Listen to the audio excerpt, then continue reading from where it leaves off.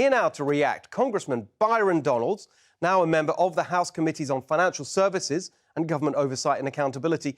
Congressman, listen to the debt ceiling scenario laid out this morning by one well-sourced Washington reporter.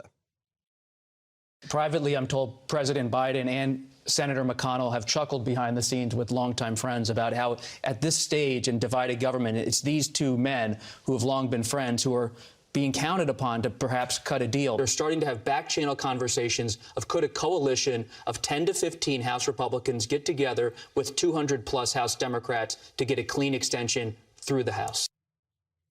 Congressman, is that how this is going to go down? Some deal between Biden and McConnell that leaves out most of you on the Republican side? No, that is not how this is going to go down. And look, just a newsflash for the White House, we are going to negotiate. We're going to have meaningful spending cuts, and we can talk about how the debt ceiling will be raised. Look, we have been spending more money the last 3.5 years because of COVID-19. Everybody knows that. What we should be doing is eliminating all the COVID money that is actually been allocated. Exactly. A lot of the stuff in what Joe Biden did in his last Inflation Reduction Act, which is really the Green New Deal. And we have to get the nation's budget back on track. If they think they're going to cut some side deal, they are mistaken. So the Wall Street Journal this week had an editorial which said, look, they're on your side. They completely agree that spending needs to be cut, and they back you in terms of taking a tough line. Their fear was that at the last minute, if you don't put forward your own plan, in the end, Biden will be able to put some deal together and you'll have to cave in the end. Can you reassure people that that won't happen? No, we're actually working through the components of what are the things that House Republicans would need to actually agree to raising of the debt ceiling. That stuff's happening right now. One of the big things that we've been talking about for a long time has been trying to avoid these last-minute deals that Washington, frankly, thrives on, which crush the American people. We want to do our business in the open so everybody can see what we're requesting, and then you can demonstrate who's being fiscally responsible and who is not. But make no mistake, we have to find a way to get back to a balanced budget. We're going to have to do some of the necessary trimming that is needed because what has happened over the last 2.5 years cannot continue any longer. I'm so pleased to hear you speak so clearly and strongly on that. Last question.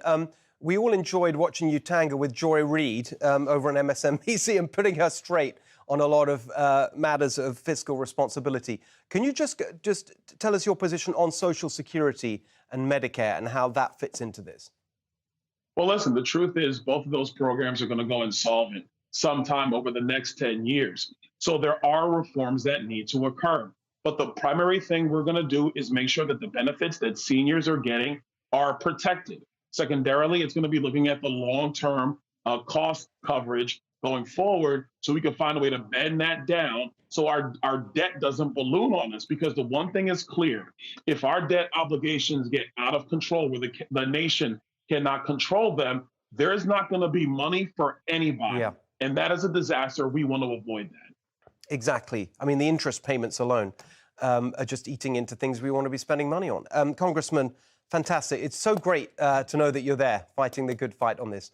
We'll see you soon. Hey, Sean Hannity here. Hey, click here to subscribe to Fox News YouTube page and catch our hottest interviews and most compelling analysis. You will not get it anywhere else.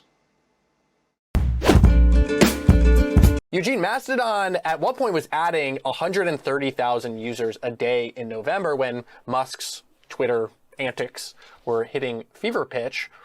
And there are now more than 1.6 million active users. That's down from 2.5 million in early December. Are you worried that Mastodon's moment might have passed? No, I am not. The thing is that the active user number obviously goes up every time somebody signs up, but there is no platform in existence that can retain 100% of new users. So the number going down a little bit after a while is absolutely normal. And a platform cannot continue to go viral perpetually. The cycle of media, news, and attention on social media just simply goes away after a while. But behind it leaves organic growth, which is what we've had before November and which we still have now. So Mastodon famously has this small staff. You're a nonprofit. You're not, a tech company like like Twitter. And you unexpectedly received this incredible influx of users. For you, who was, who created this application, what was that initial period like? What was that like for you? It was extremely chaotic and very stressful, if I'm honest, because yes, Mastodon has been a small company, and I am the only full-time employee still to this moment. However, of course, you're the only employee. The only full-time employee. Obviously, there's more people involved who work as contractors. We have, design agencies who we work with on the iOS and Android apps, and so on and so forth.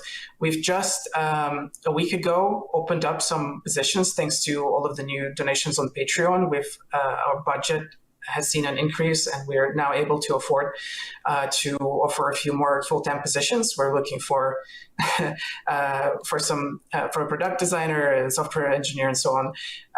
You can check out on our website. But yeah, so it's okay. been So just to be clear, you're the only full-time employee, and how many active users are there? 1.6 million at the moment. So you're, as you said, you're the one full-time employee right now. And as of now, you're the big competitor to a company run by one of the world's richest people. Do you ever think you'd find yourself in that situation? No, it's kind of funny. I make very little compared to that man. If you had a message to Elon Musk, what would it be? Get off the internet.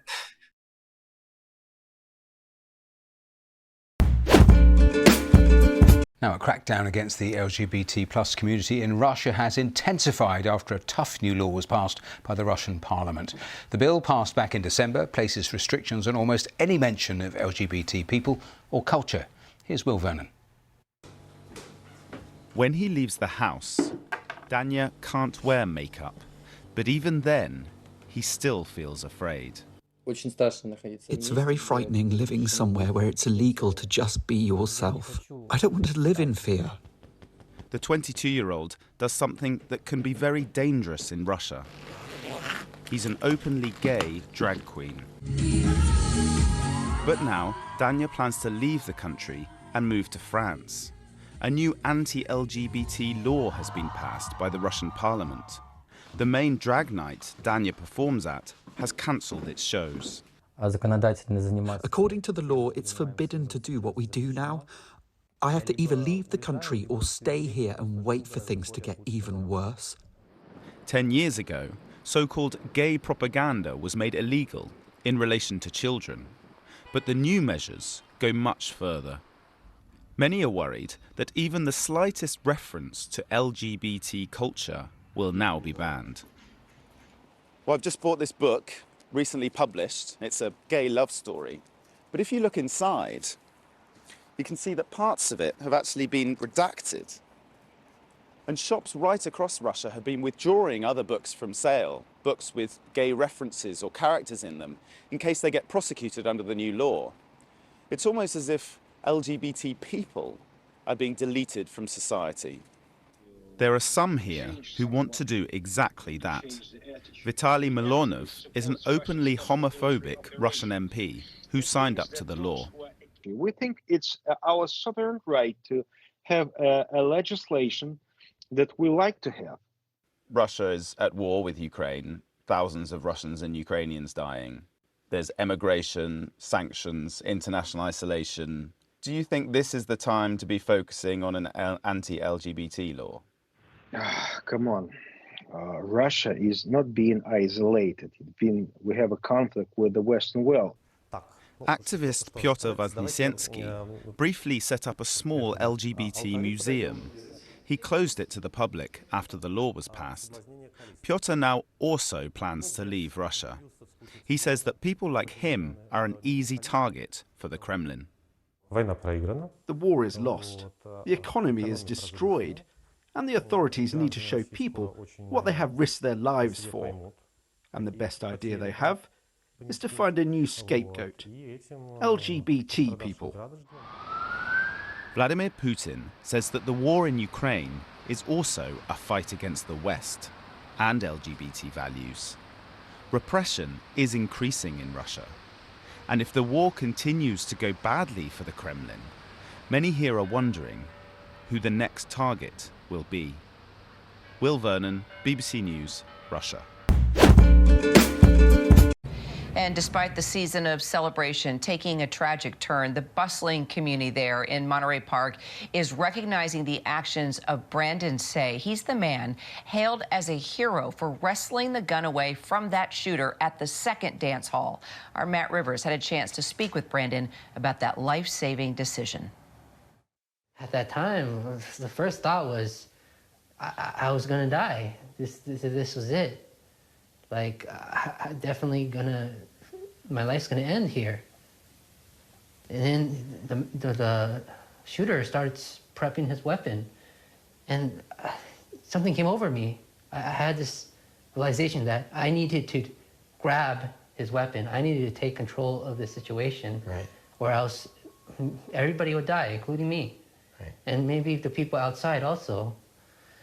So what did you do? You came over here and... Well, his attention was diverted to his weapon.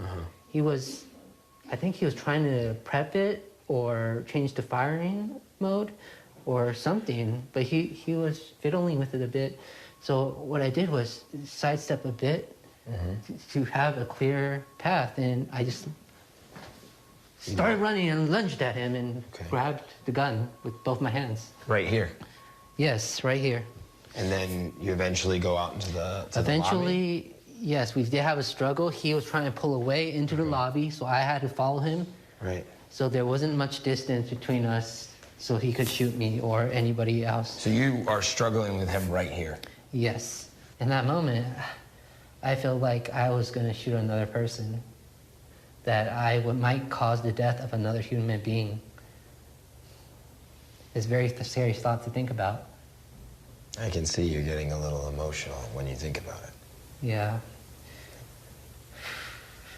At that moment, there were many people I was thinking about, especially when I was fighting. I was thinking about everybody, my family, my friends, what they would be feeling like if I didn't exist anymore, if I wasn't here.